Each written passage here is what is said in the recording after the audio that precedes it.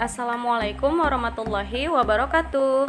Bagaimana kabarnya hari ini? Semoga kamu dalam keadaan sehat ya. Dan semoga kamu masih semangat untuk mengikuti pembelajaran kita hari ini. Jadi harus semangat ya abang kakak.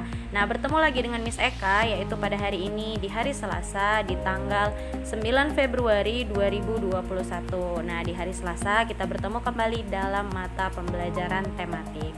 Hari ini kita akan melanjutkan materi pembelajaran kita, yaitu melanjutkan dari materi yang kemarin sudah kita pelajari. Dari awal Miss Eka ingatkan, langsung diambil alat tulis kamu, kemudian diambil juga buku paket tematik kamu, yaitu saat ini kita masih ada dan mempelajari di tema 7. Jadi silahkan dipersiapkan agar proses pembelajaran kita dapat berjalan dengan lancar. Nah, kita mulai pembelajaran kita dengan lafaz basmalah. Bismillahirrahmanirrahim. Semoga pembelajaran kita hari ini menyenangkan dan insya Allah ilmunya diridhoi oleh Allah.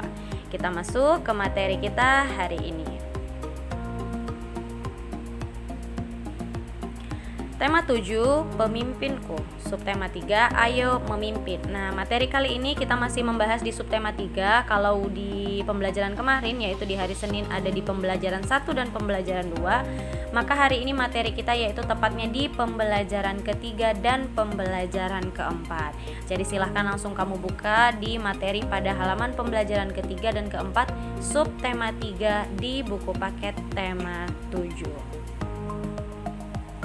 Nah, adapun tujuan pembelajaran kita dalam materi hari ini yang pertama, melalui kegiatan mengamati, siswa mampu menyusun teks pidato dengan percaya diri.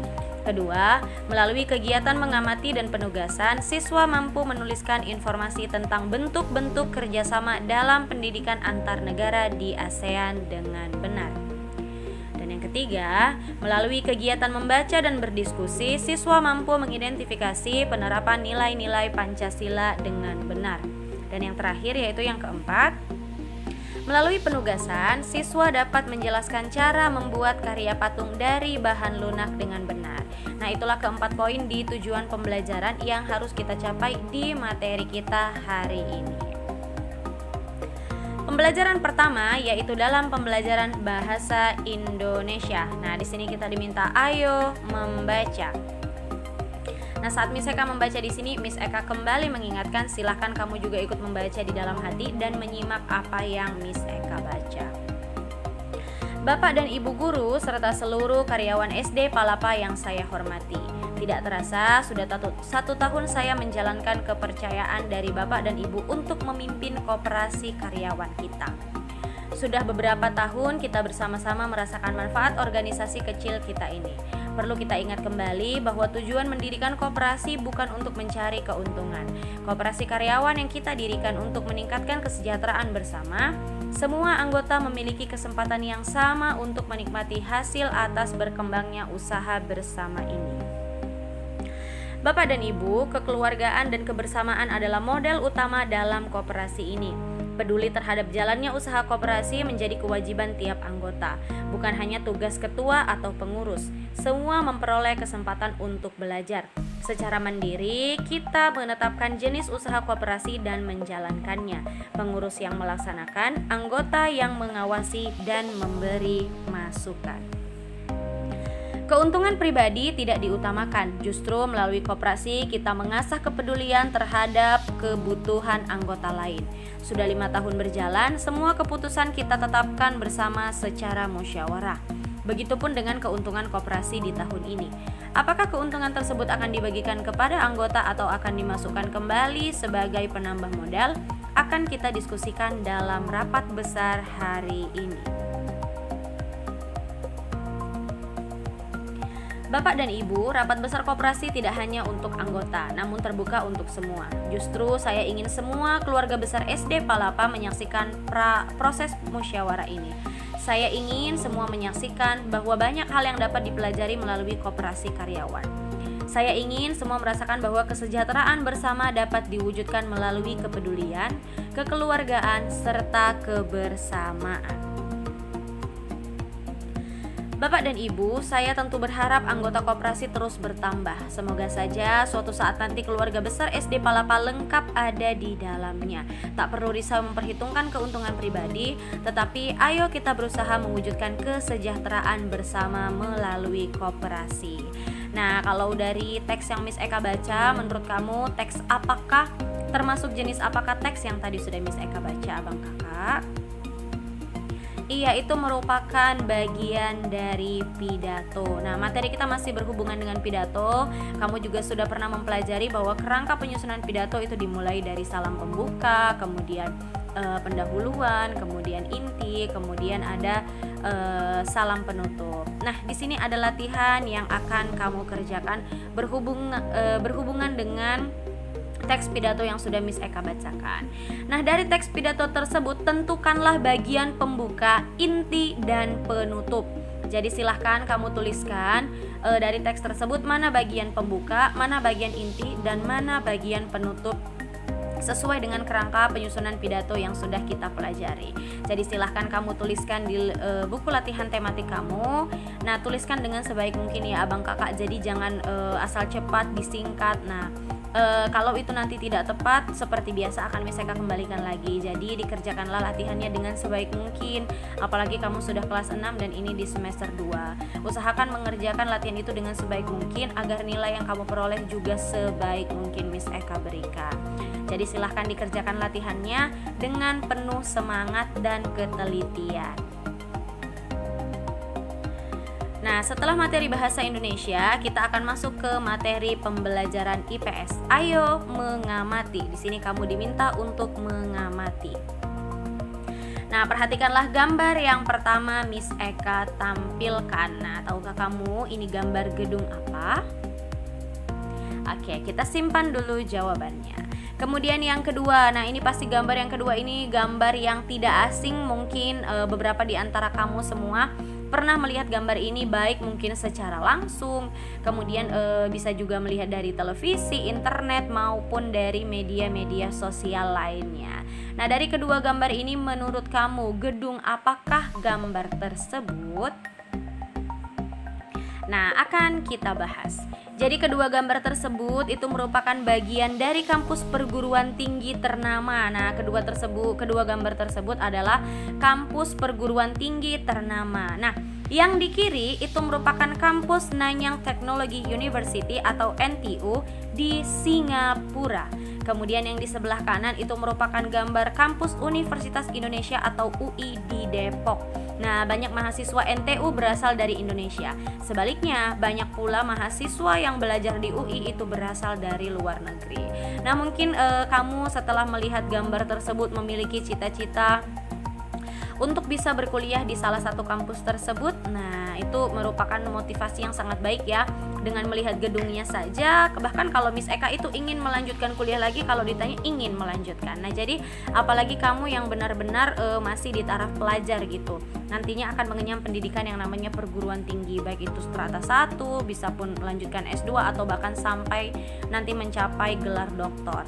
Nah, jadi salah satu hal keuntungan ataupun dampak positif dari bergabungnya kita sebagai negara anggota ASEAN adalah dengan di bawah naungan ASEAN itu merupakan kan ada yang namanya kerjasama baik itu di bidang ekonomi, sosial budaya, nah kemudian ilmu pengetahuan dan teknologi.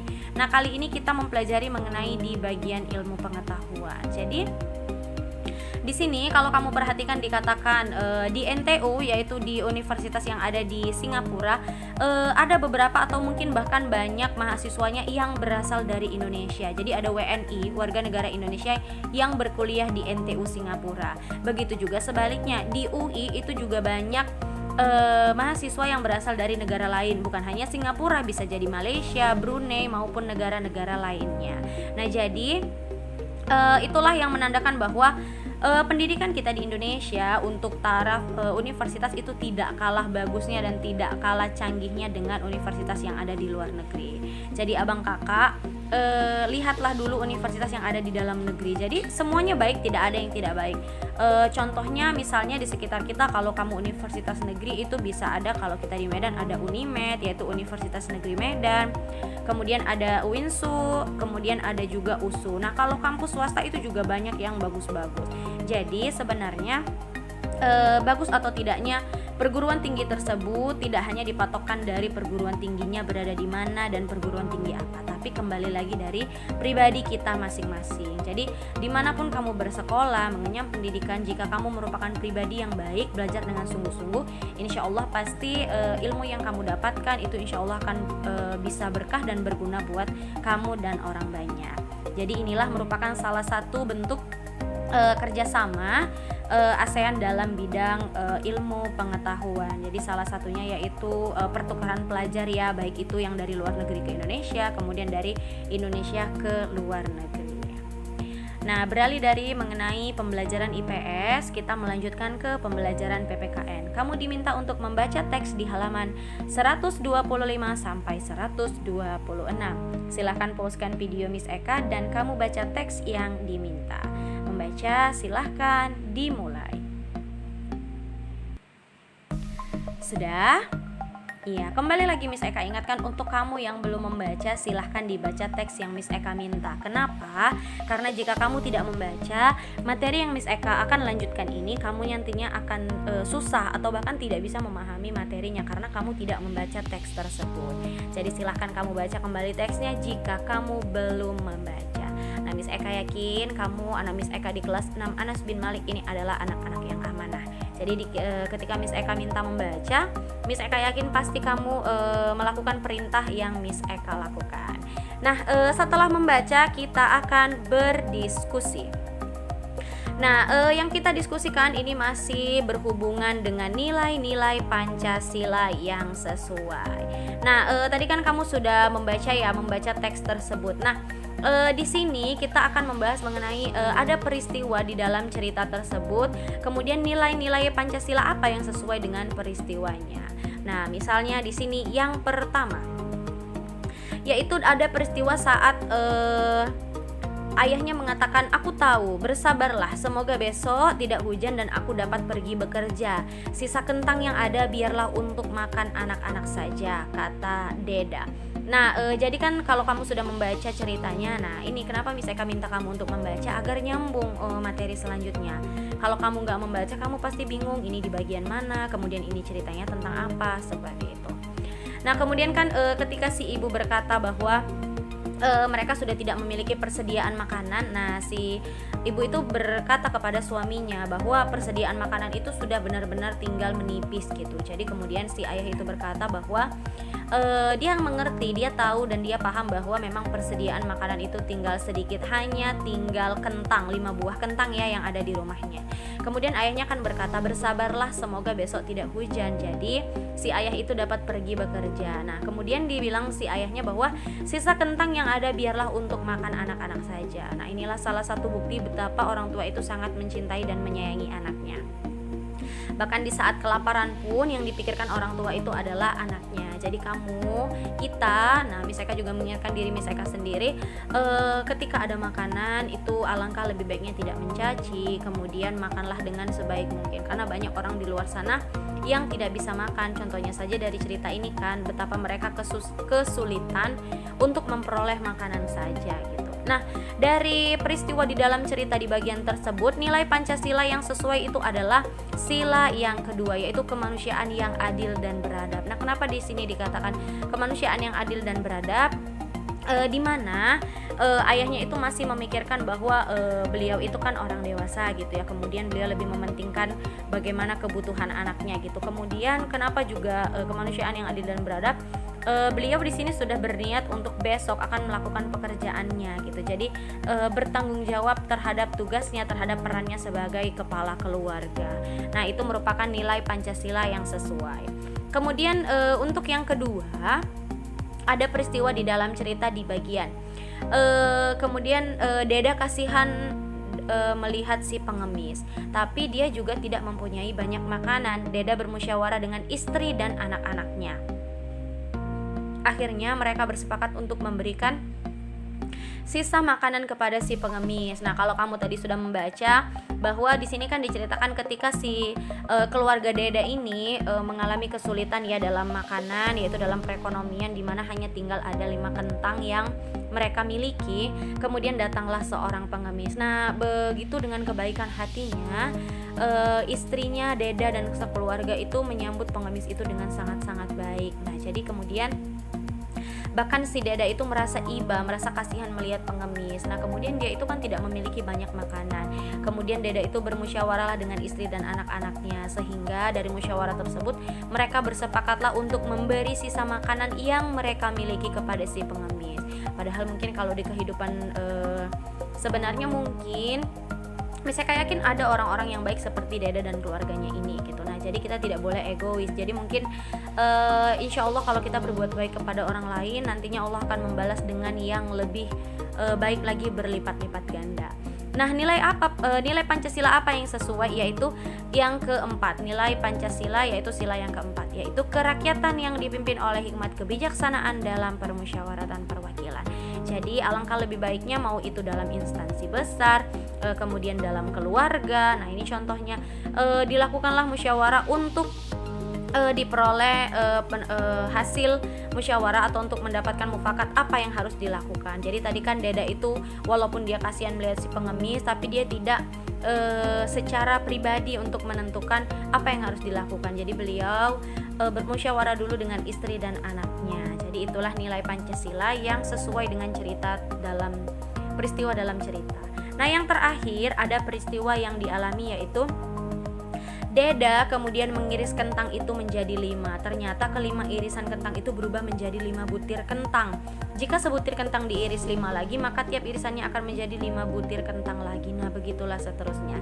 Nah, ini ada di bagian akhir ya. Jadi ketika disuguhkan 5 buah kentang, pengemis itu memakan 4. Nah, tersisalah 1. Kemudian pengemis itu mengucapkan terima kasih karena sudah diberikan kebaikan oleh keluarga Deda. Dan pengemis itu kan mengatakan bahwa bukalah, irislah 1 kentang tersebut. Nah, ternyata begitu dahsyatnya, ketika kentang itu diiris, tadi kentang itu diiris berubah menjadi 5 kentang. Kemudian ketika satu irisannya lagi satu irisan tadi diiris kembali, akan berubah lagi menjadi 5 butir kentang. Jadi alhamdulillahnya mereka bisa makan bahkan lebih dari yang mereka miliki di awal. Nah, nilai Pancasila apa yang sesuai? Yaitu keadilan sosial bagi seluruh rakyat Indonesia. Nah, jadi kenapa di sini keadilan sosial? Ketika kita berbuat baik, maka orang lain juga insya Allah akan berbuat baik kepada kita. Kalaupun bukan dengan orang yang kita berikan perbuatan baik, nanti insya Allah Allah akan membalasnya melalui orang yang lain yang akan berbuat baik juga kepada kita. Nah, jadi di sini adil ketika tadi Deda memberikan 5 butir kentang, yaitu yang hanya dimakan 4, kemudian pengemis tersebut membalasnya dengan, bahkan mungkin di sini Allah itu membalasnya dengan berkali-kali lipat. Jadi di sini intinya ketika kita ingin melakukan kebaikan itu tidak perlu berpikir nanti bagaimana gitu. Jadi insya Allah lakukan saja dengan bismillah. Nah, ketika itu kebaikan, insya Allah Allah akan membalasnya dengan sebaik mungkin. Nah, itulah diskusi kita mengenai pengamalan Pancasila. Materi terakhir yaitu SBDP. Di sini ayo berkreasi, tetapi tidak kita buat ya abang kakak, karena keterbatasan waktu dan tempat. Kamu juga tidak bisa mencari kawat dan alat-alat yang lainnya. Jadi di sini Miss Eka hanya menjelaskan saja. Nah, di sini ada membuat patung dari bubur kertas, atau dulu kalau kamu kelas bawah itu namanya bubur koran. Nah, alat dan bahannya apa saja? Pertama yang jelas itu siapkan kertas bekas, bisa itu koran, HPS. Nah, yang penting kertas bekas yang sudah tidak terpakai. Kemudian rendam kertas kira-kira selama 24 jam sampai lunak. Jadi 1 harian ya. Kemudian buatlah kerangka menggunakan kawat. Nah, ini nanti yang akan menjadi rangka. Kalau misalnya berbentuk manusia, inilah yang akan menjadi tulang atau pondasi dari patung tersebut. Kemudian kertas yang sudah lunak ditumbuk lagi sampai benar-benar lunak, kemudian diperas dan dicampur dengan lem kanji. Nah, biasanya kita menggunakan lem fox ya abang kakak, sampai dia berbentuk seperti tanah liat. Nah, kemudian tempelkanlah bubur kertas pada kerangka kawat sesuai dengan bentuk yang diinginkan. Untuk mendapatkan lapisan luar yang halus, lapislah dengan kertas yang berwarna putih dengan lem. Jemur patung di bawah sinar matahari. Nah, setelah kering warnailah patung. Jadi sebenarnya ini salah satu karya yang mudah dibuat, kemudian juga ekonomis dari segi bahan. Hanya saja atas keterbatasan waktu dan tempat, ini tidak Miss Eka berikan tugas, hanya kita pelajari saja. Nah, jadi pertama nanti dibuat kerangka seperti ini dari kawat. Ya, kalau dia berbentuk manusia, maka seperti ini kita susun dari mulai kepala, badan, tangan, dan juga kaki. Nah, kemudian ketika sudah diberikan bubur kertas atau bubur koran, nah jadilah dia patungnya seperti ini.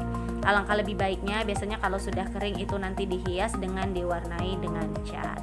Nah, ini tidak kita praktekkan, hanya saja kamu bisa mempelajarinya lebih lanjut. Kalaupun mau melihat di YouTube boleh.